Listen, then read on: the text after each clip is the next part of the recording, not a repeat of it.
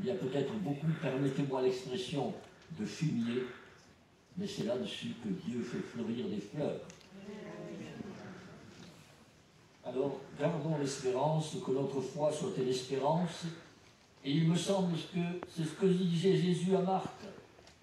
Si tu crois, tu verras la gloire de Dieu, tu verras l'accomplissement des promesses. Si toi, qui es ici aujourd'hui à Paris-le-Monial, tu crois, c'est-à-dire si tu apprends à voir, eh bien tu verras l'accomplissement des promesses. Ceci était une première remarque introductive.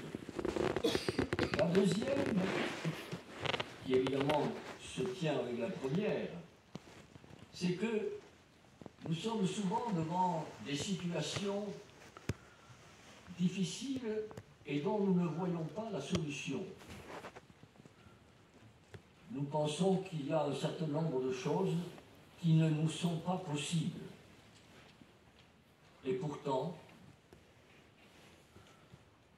l'ange Gabriel ne dit-il pas, au jour de l'Annonciation à la Vierge Marie, rien n'est impossible à Dieu. Alors qu'est-ce que nous faisons de cette parole? Rien n'est impossible à Dieu. Alors c'est une bonne chose que l'animation de votre mouvement, de la famille du cœur de Jésus, vous ait proposé cette phrase de Marguerite Marie. Parce que c'est ça toute la question. C'est notre foi dans ce fait que rien n'est impossible à Dieu. Et Jésus reprendra cela à d'autres moments avec ses disciples qui lui disent: mais comment pourrons-nous être sauvés? Comment allons-nous arriver à rentrer dans ce royaume dont tu parles, puisque quand même la porte est étroite, il faut renoncer à soi-même, etc., etc. C'est très dur. Et alors, Jésus doit répondre: c'est sûr, à l'homme c'est impossible, mais à Dieu, tout est possible. Et ce tout est possible à Dieu, qui est le cœur de notre foi et qui est le cœur de ce que je voudrais dire aujourd'hui. Ma troisième remarque, c'est que tout est possible à Dieu, mais tout est possible aussi à celui qui croit en Dieu. Souvenez-vous, lorsque Jésus parle avec ses disciples et leur reproche leur manque de foi,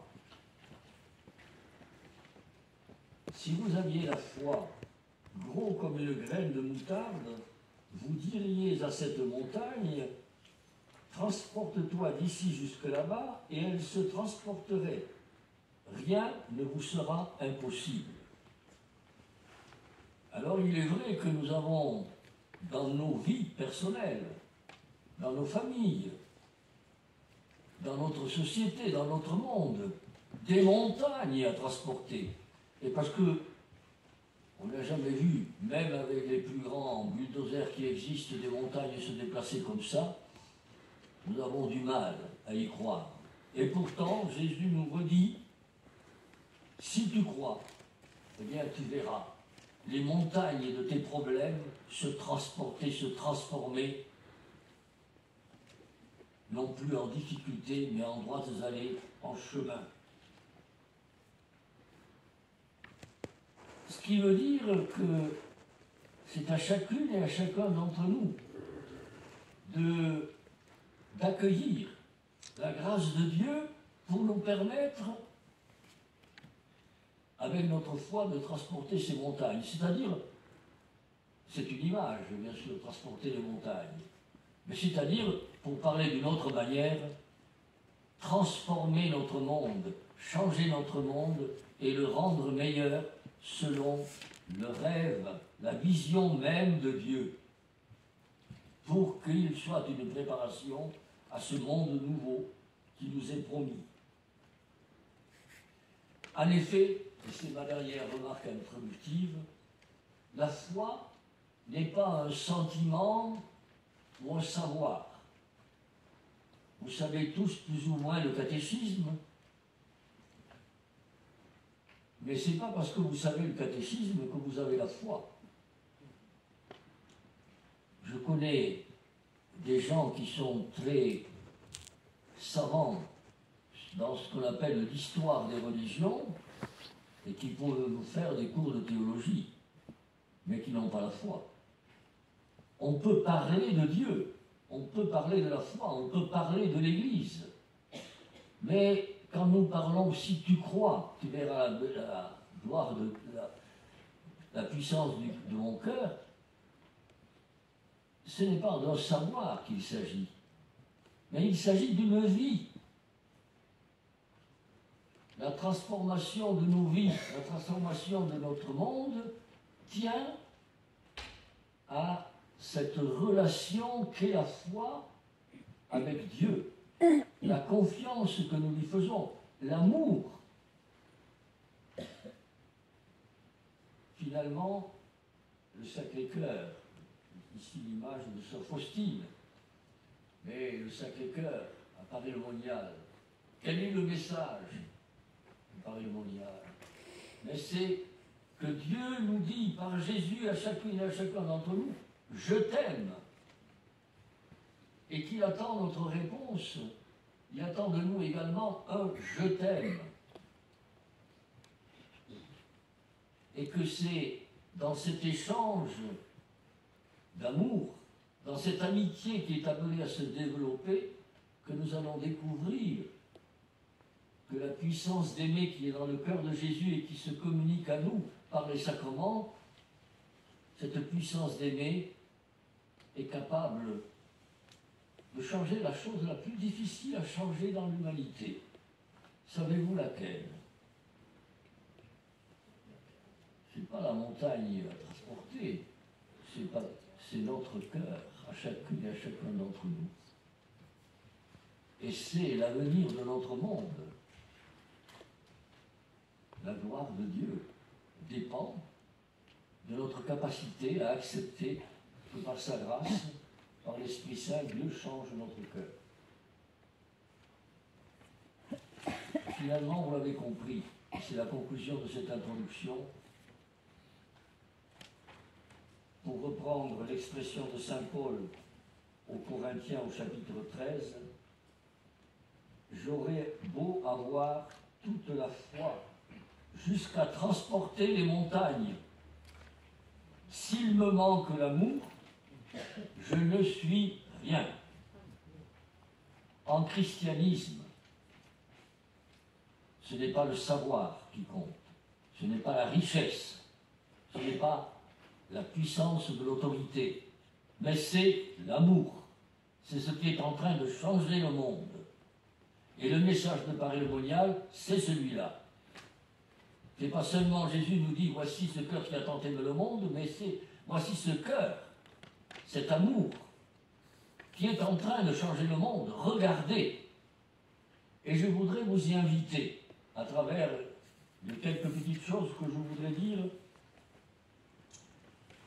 Et je voudrais que nous fassions, parce que je ne voudrais pas non plus que ce que je vais vous dire soit un enseignement comme on le fait dans l'école ou dans une université. Non, ce n'est pas un enseignement. Je voudrais que ce soit l'occasion pour vous de rencontrer Jésus. Il est là, au milieu de nous. Et c'est lui, comme Marguerite Marie, qui nous dit, si tu crois, tu verras la puissance de mon cœur. Tu verras la puissance d'aimer de mon cœur à l'œuvre, en train de transformer le monde. Je voudrais donc que nous fassions de ces temps, de cette conférence, on peut appeler comme vous voulez, je voudrais que nous en fassions un moment de prière, de méditation. Et pour cela, ma méditation va s'organiser autour de 3 mots. Demander, regarder, donner, se donner. Et chacun de ces mots, je le puise, je l'illustre comme vous voudrez, dans un passage d'évangile. La première chose que nous avons à faire, parce que nous sommes des pauvres, c'est de demander. Tout à l'heure, en passant devant la visitation, peut-être avez-vous vu une dame qui demandait, parce qu'elle n'a pas. Eh bien, cette dame, elle est l'icône de ce que nous sommes. Souvent, nous croyons que nous sommes des champions. Nous avons, même si nous n'avons pas beaucoup, nous avons un petit peu de sous, nous avons une réputation, nous sommes savants ou moins savants, enfin nous sommes, voilà. Eh bien non, nous ne sommes rien du tout, en fait. Et alors, en disant cela, je pense à cette rencontre de Jésus à la sortie de Jéricho avec un aveugle qui est là sur le bord de la route, mais qui ne voit pas ce qui se passe. Il entend simplement du bruit. Et cet aveugle, parce qu'il est aveugle, il est non seulement à la sortie de Jéricho, mais il est sur le bord de la route. Il est vraiment ce qu'on appelle aujourd'hui un marginalisé. Il n'a rien. Et il dépend en toute chose des autres. On ne nous dit pas comment il fait pour vivre, mais ce qui est sûr que lorsqu'on lui dit que c'est Jésus de Nazareth qui passe par là, il se met à crier « Jésus, fils de David, prends pitié de moi !» Et on le fait taire. On dit « Qu'est-ce que c'est que ce troublion-là qui est en train de déranger notre fête autour de Jésus ?» Jésus, fils de David, prends pitié de moi. Bien, ça devrait être notre prière. Car nous sommes des pauvres. Nous, la réalité, j'ai évoqué il y a un instant, eh bien, tous les problèmes que nous rencontrons, soit personnellement ou bien collectivement, nous sentons bien que nous sommes démunis, que nous ne savons pas comment réagir, que faire. Nous avons besoin, les hommes politiques nous font croire qu'ils ont la solution. Peut-être qu'ils l'auraient, mais enfin, on ne peut pas réduire l'homme à l'économique. Il n'y a plus que ça. Il y a beaucoup plus que ça dans l'homme. Et c'est peut-être du côté de la foi qu'il faut chercher aussi. Je ne dis pas seulement, mais aussi. Et donc, nous sentons bien que nous avons besoin, eh bien, tout d'abord, de nous mettre devant Dieu comme cet aveugle qui ne voit pas, mais qui demande à voir. C'est une invitation, non donc à... C'est une invitation à demander au Seigneur de nous guérir, nous aussi. Parce que nous avons besoin de voir. Pour cet aveugle, la vue était essentielle. La vue physiologique est quelque chose d'essentiel. Quand ça ne marche pas très bien, on peut croire que ce n'est pas toujours simple. Nous sentons que, transposé au point de vue spirituel ou moral, eh bien, c'est un besoin aussi aigu. Et donc, nous avons besoin de demander à Dieu d'ouvrir les yeux de notre cœur pour voir la puissance d'aimer de Dieu. Nous avons besoin d'une guérison qui ouvre les yeux de notre cœur, car selon l'expression de Saint-Exupéry, dans Le Petit Prince, l'essentiel est invisible aux yeux. On ne le voit bien qu'avec le cœur. Et c'est cette vision avec le cœur que nous devons demander à Jésus. C'est ce, à travers cette vision physique, que l'aveugle demandait. Finalement, c'est ça qu'il demandait aussi. Et Jésus le lui accorde.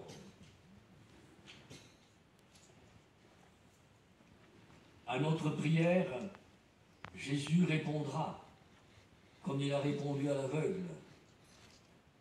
Il le guérira. Et c'est pour ça qu'aujourd'hui, au cours de ce pèlerinage, il est bon de lui demander d'ouvrir les yeux de notre cœur, pour que nous voyions comme lui voit, pour que nous voyions qu'il est en train d'agir, pour que nous voyions Dieu venir à nous.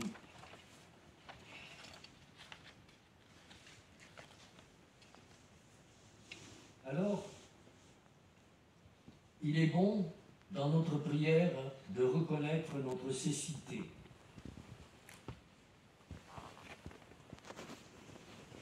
Car ce qui est en jeu, c'est bien sûr voir le plan de Dieu, le dessein d'amour de Dieu se dérouler.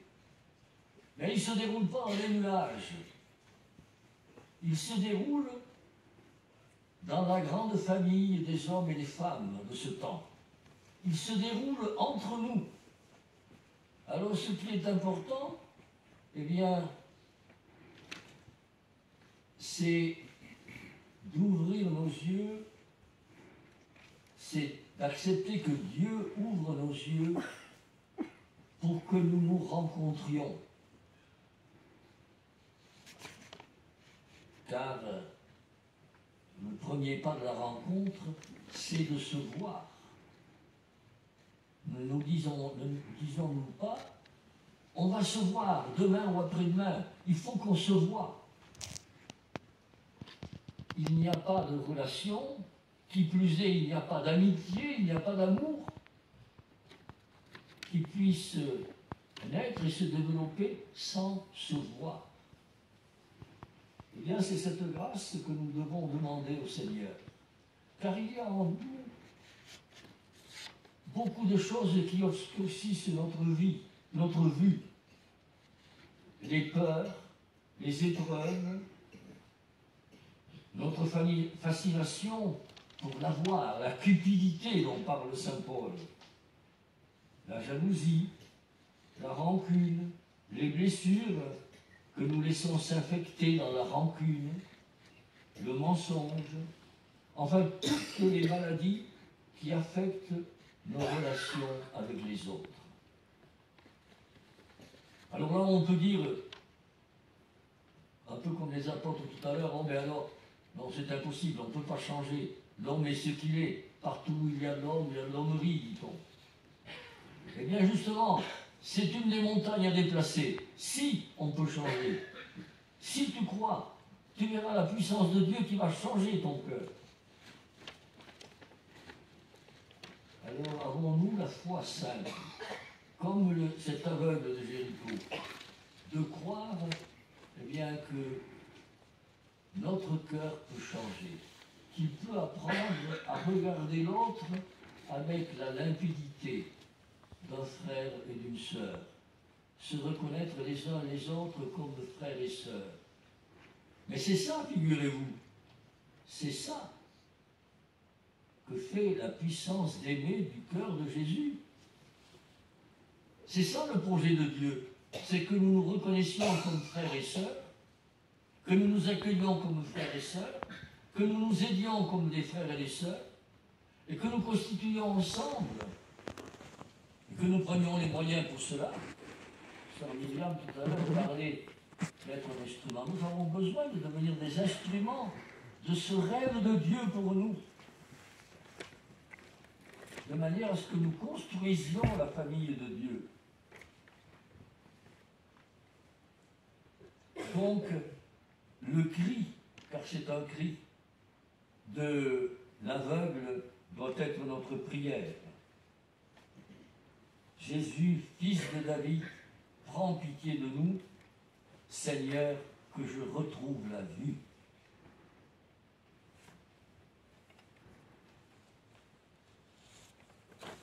Peut-être faut-il dire, pour terminer ce point autour du mot demander, prier, crier, eh bien qu'il faut que sans cesse ça nous habite. La prière, c'est le sens que nous lui donnons en général, peut-être restrictivement d'ailleurs. Nous ne la faisons consister qu'en cela. C'est demander, parce que nous nous reconnaissons pauvres et impuissants. Peut-être que la prière est plus large que cela quand même. Mais c'est vrai que c'est souvent le premier pas de notre prière. D'ailleurs, l'Église, dans sa prière officielle, commence toujours les heures de la liturgie par cette invocation « Dieu, viens à mon aide, Seigneur, à notre secours, Jésus, fils de David, prends pitié de nous. » Alors Jésus, fils de David, prends pitié de nous, c'est moi qui l'ajoute. Mais la liturgie, c'est « Dieu, viens à mon aide, Seigneur, à notre secours. » Alors il est bon que cette prière nous habite sans cesse pour demander au Seigneur de laver, de nettoyer tout ce qui obscurcit notre regard. Et peut-être, donc, avons-nous à demander pardon. Est-ce que le sacrement de confession, de réconciliation, comme on dit, n'est pas ce lieu où nous devons demander au Seigneur de laver le regard de notre cœur pour que nous voyions enfin l'autre comme lui le voit et comme nous voyons aussi que l'œuvre de Dieu est en train de se réaliser.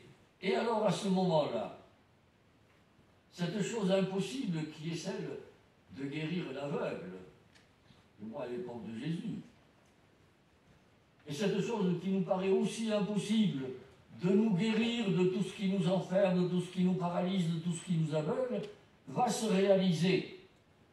Le pardon de Dieu qui s'exerce dans notre cœur pour chacune et chacun d'entre nous.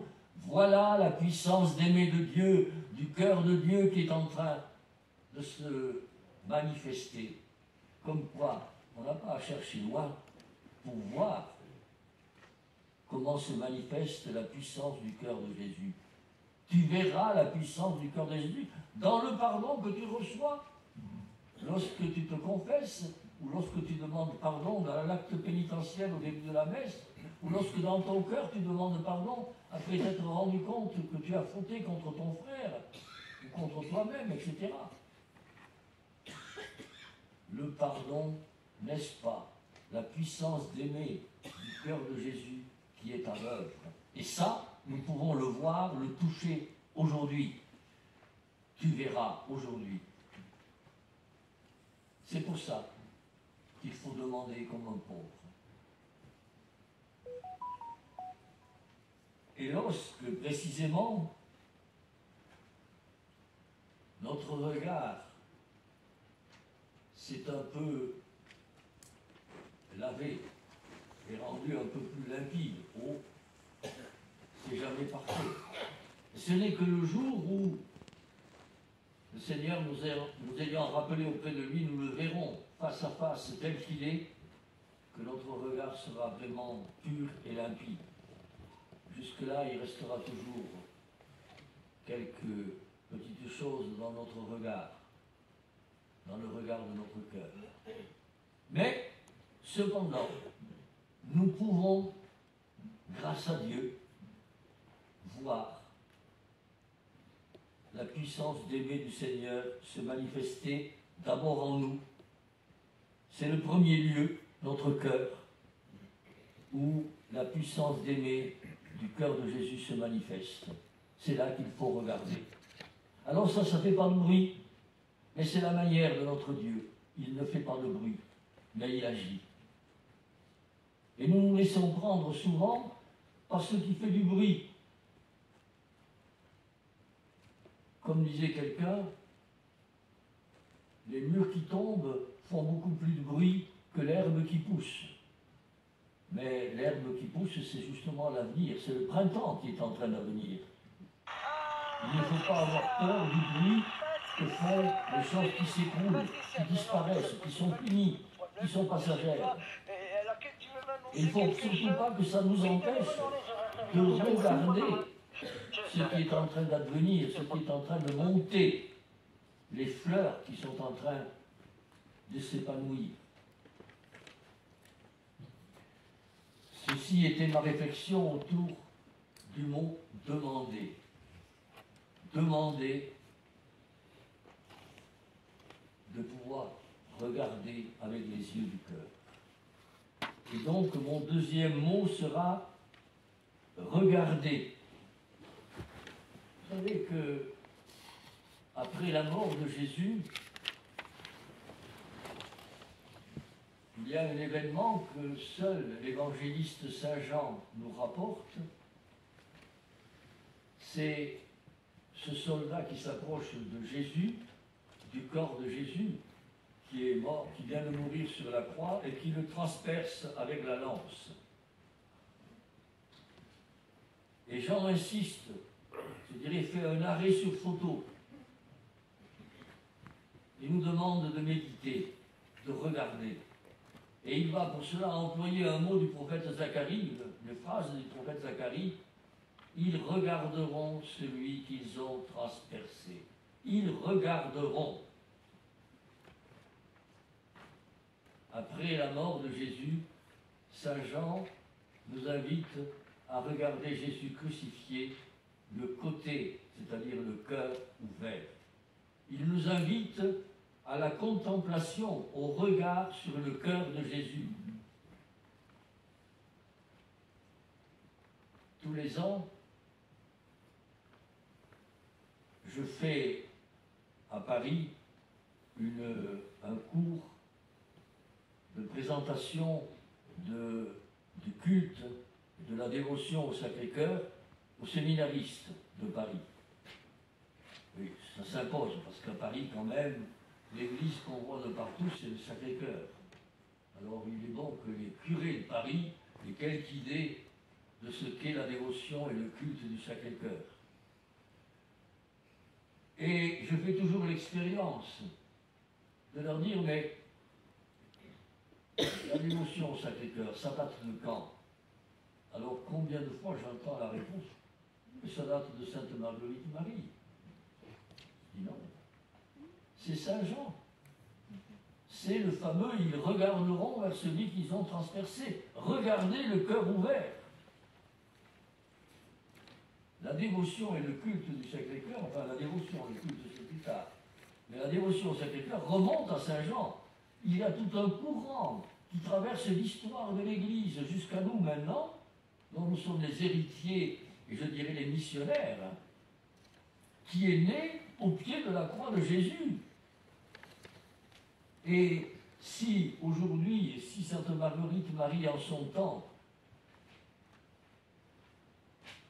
on méditait sur cette plaie du cœur ouvert de Jésus, c'est parce que Saint Jean nous y avait invités. Et que, génération après génération, l'Église a médité sur cette plaie du côté de Jésus. Et c'est ce que nous sommes un peu en train de faire en ce moment, aujourd'hui. Nous sommes donc invités à regarder la plaie du côté de Jésus. Il y a un autre passage où Saint Jean nous invite à cela. Et je regrette, je ferai la commission aux gens qui s'occupent de ça à Rome, je regrette qu'on n'ait pas choisi ce passage d'évangile comme une des évangiles de la fête du Sacré-Cœur. C'est ce soir de Pâques, où Jésus vient au milieu de ses disciples qui sont apeurés et enfermés et verrouillés par leur peur dans le cénacle. Et Jésus vient au milieu d'eux. Et qu'est-ce qu'il fait? Le premier geste qu'il fait, il leur montra les plaies de ses mains et de son côté. Il leur montre la plaie de son côté. Il leur montre son cœur. Regardez celui que vous avez transpercé. Et venir à Paris le Monial, c'est précisément nous rassembler pour prendre le temps de regarder celui que nous avons transpercé. Car c'est en lui, en ce moment de l'histoire, que se réalise la puissance d'aimer de Dieu. Ce côté ouvert est le signe efficace, je dirais le sacrement, de la puissance de Dieu, qui est une puissance d'amour, une puissance intérieure, une force d'aimer. Dieu est amour. Dieu est une puissance d'amour. Et dans la foi et dans les sacrements, il se communique à nous pour que cette puissance d'amour nous habite. Il y a une très belle invocation dans les prières au cœur de Jésus, qu'en tout cas nous employons dans notre congrégation. Cœur de Jésus, embrasé d'amour pour nous, embrase notre cœur d'amour pour toi. Eh bien, c'est cela, le message de Parémonial. C'est que notre cœur s'embrase d'amour au contact, au regard du cœur de Jésus. Car lorsque Jésus, au soir de Pâques, montre à ses disciples son cœur ouvert, son côté ouvert, c'est d'une certaine manière pour leur dire « Voilà jusqu'où je vous ai aimé ». Vous savez que le chapitre 13 de Saint Jean, qui va raconter le lavement des pieds à la place du récit de l'Eucharistie, commence par ces mots « Ayant aimé les siens, il les aima jusqu'au bout ». Et alors, on raconte le lavement des pieds. Mais cette expression « ayant aimé les siens, il les aima jusqu'au bout » veut dire « ayant aimé les siens, il les aima jusqu'à la croix, le cœur transpercé ». C'est-à-dire totalement. Le Christ nous a aimés et s'est livré pour nous, dira saint Paul. Et donc, Jésus, au soir de Pâques, invite ses disciples et maintenant, il nous invite tous à regarder Jésus pour reconnaître en lui, eh bien, tout l'amour dont nous sommes aimés. Car Dieu a remis dans nos cœurs, dans le cœur de Jésus, tout l'amour dont il nous aime. Jésus, parce qu'il a vécu, parce qu'il a été, par ses paroles, par ses choix, par toute sa vie, il n'y a rien dans la vie de Jésus qui ne nous parle pas de l'amour dont nous sommes aimés par le Père. Il est la révélation totale, définitive et complète du Père. Alors évidemment, nous avons divers moyens d'accéder à cela. Et la dévotion et le culte du Sacré-Cœur est une manière de nous pénétrer de tout cela. Mais il ne faut pas oublier que ce qui compte, ce n'est pas les moyens, mais c'est bien l'objectif. C'est la personne même de Jésus qui nous aime. Et donc, lorsque Jésus s'adresse à aux disciples et à nous-mêmes en nous disant, à Parémonial, voici ce cœur qui a tant aimé les hommes, ce qu'au soir de Pâques, d'une certaine manière, en montrant la plaie de ce côté, il dit aussi, eh bien, c'est une invitation à repenser à ce que Jésus, dans sa vie terrestre, a été pour nous, et peut-être, eh bien, à cette parole qui me semble être un peu l'objectif de la dévotion au Sacré-Cœur. Je ne vous appelle plus serviteur, mais ami. Nous sommes invités non plus à être des serviteurs d'un Dieu tout-puissant qui est loin de nous, mais à devenir un ami à part égale avec Jésus pour entrer dans la communion même de Dieu. Non pas serviteur, mais ami. Est-ce que là, nous ne voyons pas aussi se manifester cette puissance d'aimer qui est dans le cœur de Jésus? Alors, l'important, évidemment, nous ne sommes pas au Cénacle. Nous ne sommes plus autant des apôtres. Cependant, nous sommes verrouillés comme les apôtres dans des cénacles particuliers, en nous-mêmes, par la peur, par l'angoisse, par les inquiétudes. Mais comment regarder celui que nous avons transpercé?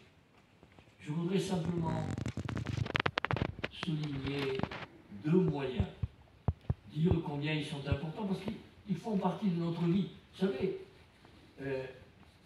si tu crois, tu verras la puissance de mon cœur.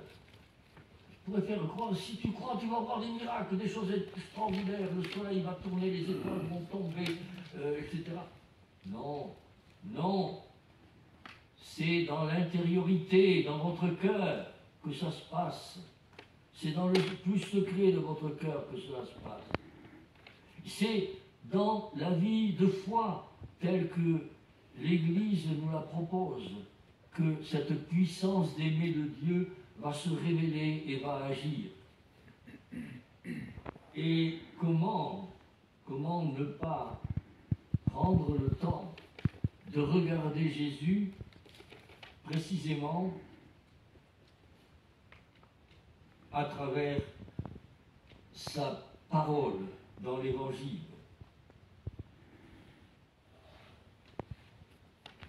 Cette rencontre de Jésus ressuscité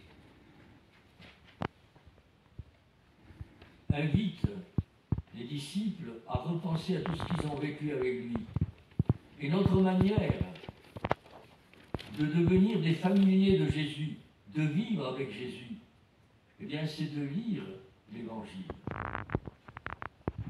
Et le pape, de temps en temps, demande dans ses audiences, il dit « Est-ce que vous avez un Évangile à la poche ?» Alors souvent, nous avons beaucoup de choses dans nos poches, mais pas l'Évangile.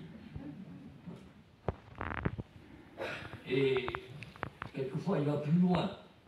Ils ont fait imprimer des quantités d'évangiles qui sont distribués au cours des audiences. C'est pour dire combien la parole de Dieu, lue et méditée, est importante pour regarder Jésus. L'Église, à travers sa liturgie, nous propose chaque jour un passage d'évangile. Bien, parce qu'il faut être pratique. Et parce que je crois que la puissance d'aimer du cœur de Jésus se manifeste dans notre quotidien, je vous invite, si vous le faites déjà, non pas seulement à écouter l'Évangile pendant la messe, c'est trop vite passé, et à profiter au maximum de la petite homélie qui est faite, bien sûr, mais aussi de la reprendre, de lire l'Évangile. Je vous fais une confidence, chaque soir, je lis l'Évangile du lendemain pour qu'elle m'imprègne toute la nuit. Et je me dis, j'ai remarqué que finalement cette lecture quotidienne de l'Évangile, pas simplement l'écoute, mais la lecture lente, recueillie, où on essaie de voir ce qui se passe, ce qui est écrit, eh bien, ça nous établit dans une sorte de vie de familiarité avec Jésus. Alors ça ne veut pas dire qu'on se convertit comme ça tout d'un coup, mais peu à peu, Jésus devient le compagnon de notre route. Nous ne sommes plus des serviteurs, des gens un peu loin qui ont une certaine crainte, mais nous sommes un ami. Devenons amis de Jésus. Nous partageons son chemin, ce qui le fait agir, ce qu'il dit. Nous laissons toucher par ce qu'il dit. D'où cette invitation à lire l'Évangile, et peut-être, parce que je crois que nous avons besoin de continuer à nous former, à nourrir cette relation. Vous avez une relation avec quelqu'un, si on ne se voit pas, comme on dit justement, eh bien, elle meurt rapidement. Alors il nous faut apprendre à trouver des moyens. Alors tout à l'heure, je vous dis tout de suite, elle m'a dit de le dire, c'est pour ça que je le répète. Sœur Myriam a dit qu'elles étaient des instruments du cœur de Jésus, avec leur revue. Bien précisément, voilà, un moyen de se former à la familiarité avec Jésus. Il y a la lecture de l'Évangile dans son texte, mais il y a après toute la réflexion, tous les témoignages de ceux qui se sont engagés sur ce chemin, qui nous font du bien. Je suis en train de lire en ce moment un livre que je vous conseille, qui s'appelle Le chemin des Estives, qui a été écrit par un ex-novice des Jésuites, qui n'est pas resté, mais qui a traduit son expérience d'un mois donc de cheminement, sans un sou, sans abri. Ça fait partie de l'épreuve des noviciats jésuites, et qui raconte ce qu'il voit, ce qu'il expérimente. Ben, je vous avoue que, en lisant ce témoignage, d'une foi très dépouillée, peut-être un peu rigoureuse quelquefois, ça me fait prier. Je pose mon livre et je prie. Parce que ce qu'il dit, ce qu'il suggère, nous donne envie de prier. Eh bien, la revue de sœur Myriam, c'est un peu la même chose. Quand on a lu un témoignage qu'il y a sur cette revue, on a envie de s'arrêter et de prier. Dire, mais oui, c'est vrai, c'est bien ça qui se passe. J'ai peut-être même fait quelque chose comme ça. Voilà. Eh bien, il faut savoir accueillir les instruments que le Seigneur nous donne, et à Paray-le-Monial, entre autres choses, parce qu'à Paray-le-Monial, il y a beaucoup de choses, eh bien, la revue de sœur Myriam, de ses sœurs, est une revue qui nous aide à regarder Jésus, non seulement le Jésus de l'Évangile, mais le Jésus d'aujourd'hui, qui vit dans les hommes et les femmes qui donnent le cœur par amour à Jésus et qui donnent leur cœur pour que Jésus aime à travers eux. Une autre manière de regarder Jésus, c'est l'Eucharistie.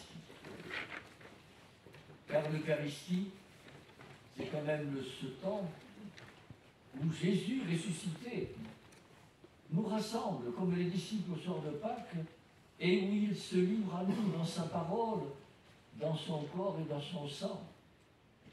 Il nous invite à le rencontrer, il nous donne sa présence. Et ce n'est pas une présence statique, je suis là, vous êtes là, on se regarde, c'est une présence transformante. Alors il est bon pour nous de nous poser la question, est-ce que l'Eucharistie est bien ce temps, ce sommet de l'amitié entre Jésus et nous, où il est en train de déployer sa puissance, la puissance de son cœur. S'il est un lieu et un moment dans notre monde où Dieu déploie la puissance de son cœur, c'est bien l'Eucharistie. Non pas seulement parce que de ce pain et de ce vin, il fait son corps et son sang, mais surtout parce que, comme nous l'entendrons tout à l'heure à propos de l'évangile de Zachée, il nous dit, il faut que j'aille habiter chez toi. Et que par la communion, Jésus vient en nous. C'est le prologue de Saint Jean. Il est venu chez les siens. Il a pris notre chair. Ce prologue est en train de s'accomplir. Il y a aussi, il est venu chez les siens, et les siens ne l'ont pas reçu. Mais justement, nous sommes là pour le recevoir. Et c'est là que se manifeste cette puissance du cœur de Jésus. À chaque Eucharistie, tout à l'heure, nous allons voir, non pas simplement parce que nous appelons la transsubstantiation, mais par le fait que nous-mêmes, nous sommes habités par Dieu, en Jésus, nous voyons se réaliser cette puissance. C'est le plus grand miracle, ça. Alors, il nous faut vivre le plus souvent possible l'Eucharistie, et j'ajouterai l'adoration eucharistique. Pourquoi? Eh bien parce que une célébration, c'est une action liturgique, donc ça se déroule, il y a tout est fait pour que notre cœur soit touché, pour que notre cœur s'ouvre à l'action de Dieu.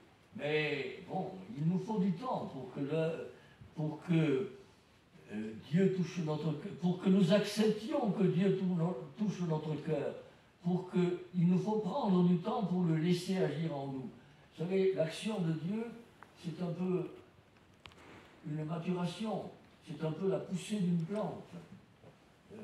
C'est Saint Paul Saint-Jacques qui parle de la patience du cultivateur pour l'action de Dieu dans nos vies, pour voir la puissance du cœur de Jésus à l'œuvre dans notre vie. il nous faut la patience du cultivateur, parce que les choses prennent du temps.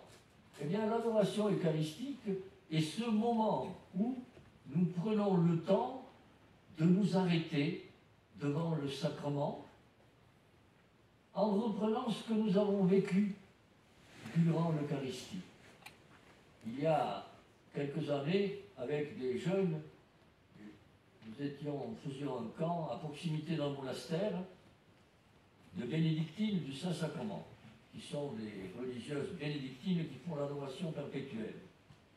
Et alors on leur a posé la question, mais pourquoi vous êtes là et pourquoi l'adoration perpétuelle? Vous savez, les questions qu'on pose quand on rencontre des moniales qui nous paraissent être une espèce très particulière, qu'on a du mal à comprendre.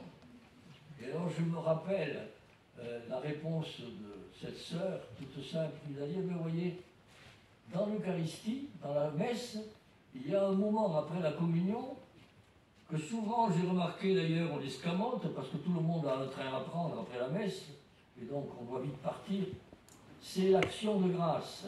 Ce temps de silence qui est prévu dans le missel, ce temps de silence lorsqu'on a communié et lorsque s'est terminé le chant de communion. Un temps de silence pour permettre ce dialogue intime avec Jésus qui est présent, qui est venu chez moi.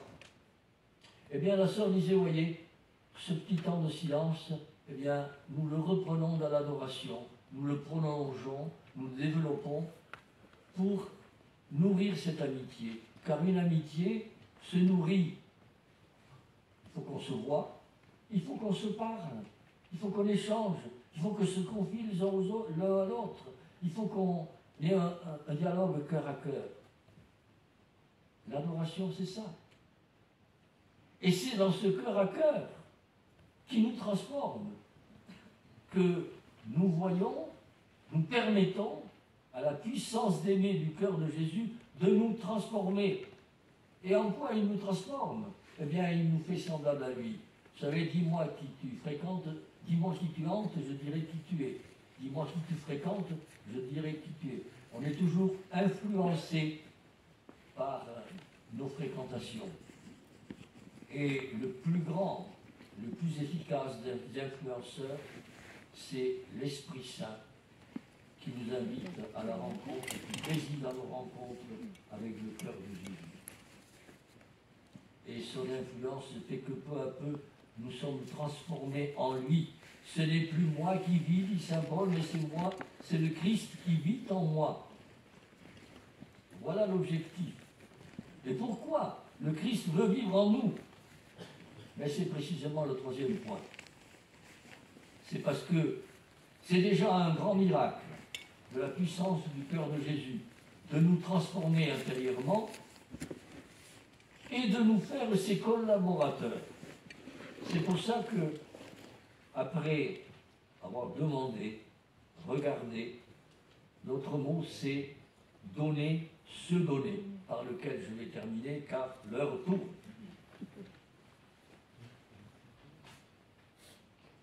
Vous avez remarqué peut-être dans l'Évangile que Jésus regarde. L'Évangile prend soin, avant certaines rencontres, de nous dire Jésus leva le regard, Jésus regarda. Prendre le temps de regarder, de voir. Pas simplement un regard de curiosité. Moi, tout à l'heure, comme je suis très curieux et pas très converti, en montant, là, j'ai regardé s'il y avait du monde dans la salle. Ah oui, il y a quand même du monde, oui. Ils sont là. C'est un regard de curiosité, ça, qui a besoin d'être converti et affiné. Parce que Jésus voit en ce moment que vous êtes là. Mais ce n'est pas le chiffre qui l'intéresse. Ce qui l'intéresse, c'est le cœur de chacune et de chacun d'entre nous. Et l'état dans lequel il est. Jésus leva le regard, Jésus regarda, et alors il y a, par exemple, il y en a beaucoup de passages dans l'Évangile où on nous dit que Jésus regarde, avant de faire une guérison, avant de prendre la parole, avant de faire un miracle, comme celui de la multiplication du pain. Pourquoi il a multiplié les pains? parce qu'il le regarda et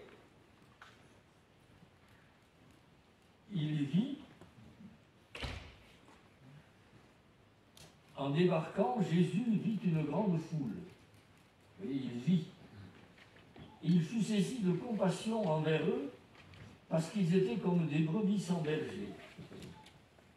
Et alors il se mit à les enseigner, puis après il y a la multiplication des pains.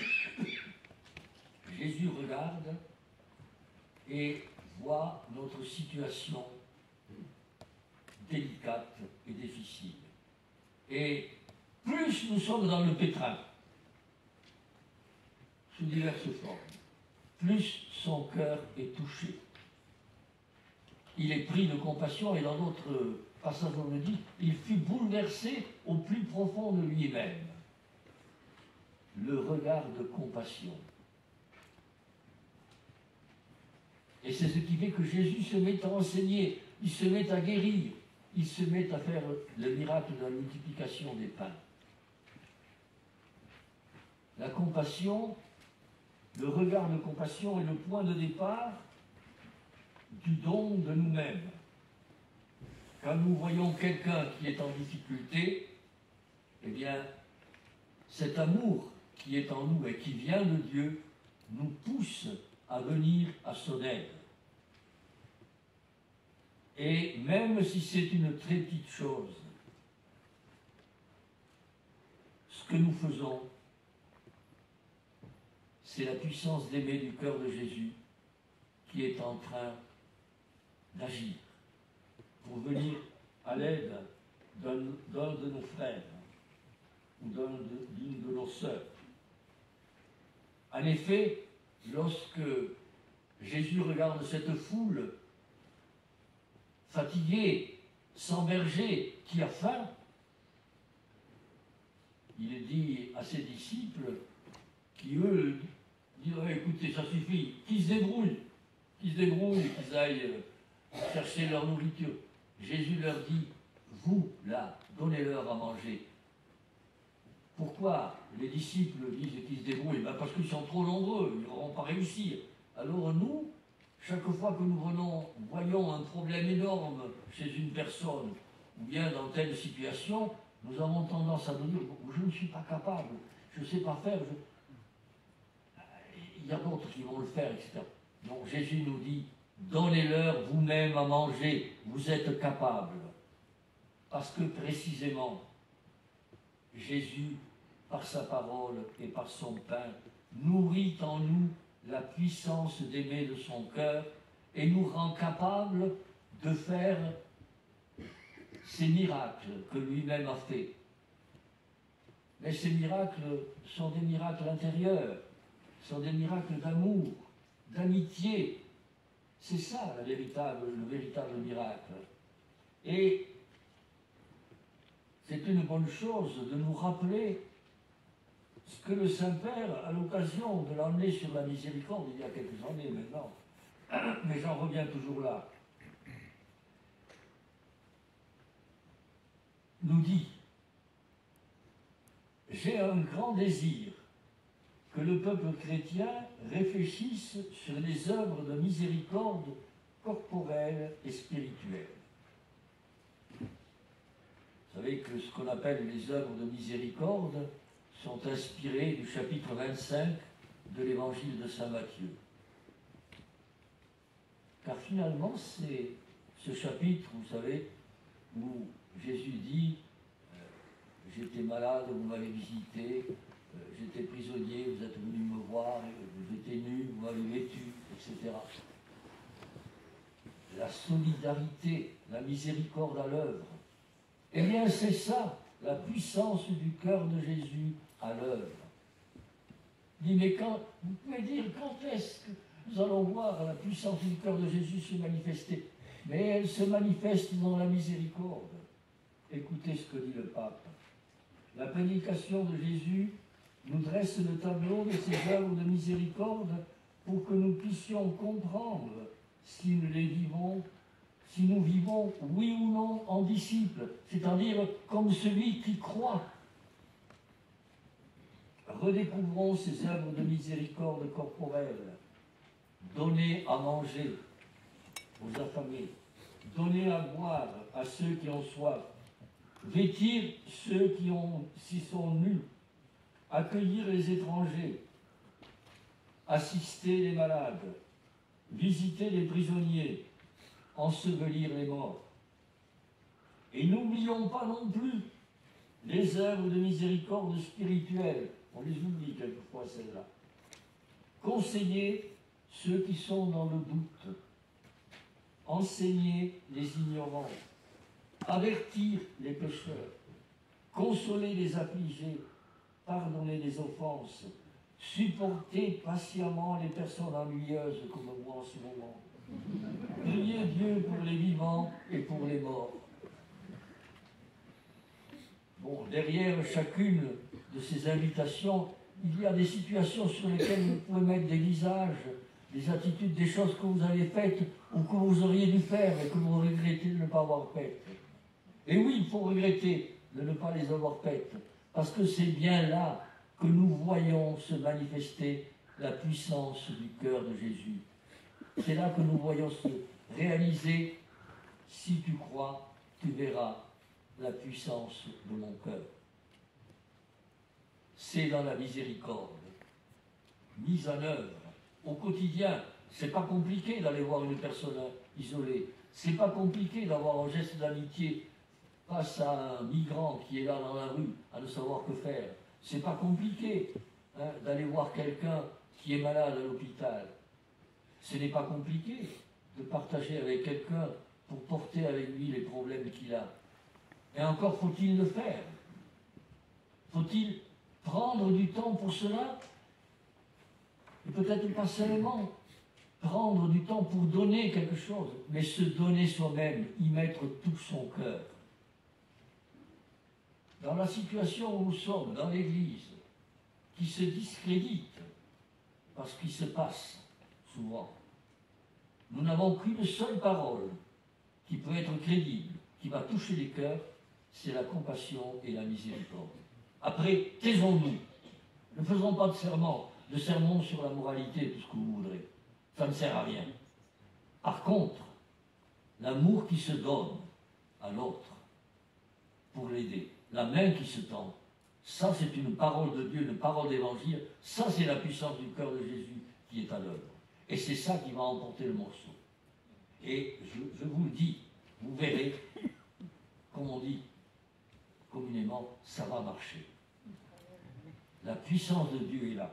Et c'est pour ça que ma conclusion, car je vais conclure, je sens que vous êtes fatigués, et puis moi je le suis aussi, eh bien, c'est cette parole de Jésus qui dit, pas seulement, tu verras la gloire de Dieu ou la puissance de mon cœur, mais il dit, heureux les yeux qui voient ce que vous voyez. Eh bien, c'est aujourd'hui. C'est vous qui êtes heureux, parce que vos yeux voient ce qui se passe. Alors, évidemment, nous sommes toujours la tendance à dire, ah oui, mais il se passe des choses horribles. Tant dans les lieux de conflit, dans les lieux d'injustice, les flux migratoires, la politique, la moralité, etc., les grands problèmes sociaux, comme on dit, les grands trucs, les réformes sociétales, comme on dit, il se passe des choses horribles, et dans notre Église, il s'en passe de belles aussi. Alors, est-ce qu'on est heureux de voir tout ça? Et c'est parce que nous ne voyons pas l'essentiel. L'essentiel, c'est ces petites sœurs de la charité de Mère Teresa qui, au jour le jour, qui ne font aucun discours, mais qui sont là pour accueillir les pauvres, pour leur donner à manger, pour les vêtir. C'est la réalité de nos groupes de secours catholiques, ou d'autres choses que vous connaissez tous. Voilà, la puissance du cœur de Jésus, elle est à l'œuvre, là. Alors oui, je vous le dis, je prie pour ça et nous allons prier pour ça. Heureux les yeux qui voient ce que vous voyez, car la puissance d'aimer du cœur de Jésus est à l'œuvre dès maintenant et d'abord dans votre cœur, pour que vous-même, vous deveniez cette puissance agissante du cœur de Jésus, cette force d'aimer qui est en train de changer le monde. La seule chose, la seule force créatrice, rédemptrice qui existe dans le monde, c'est l'amour. Amen. Amen.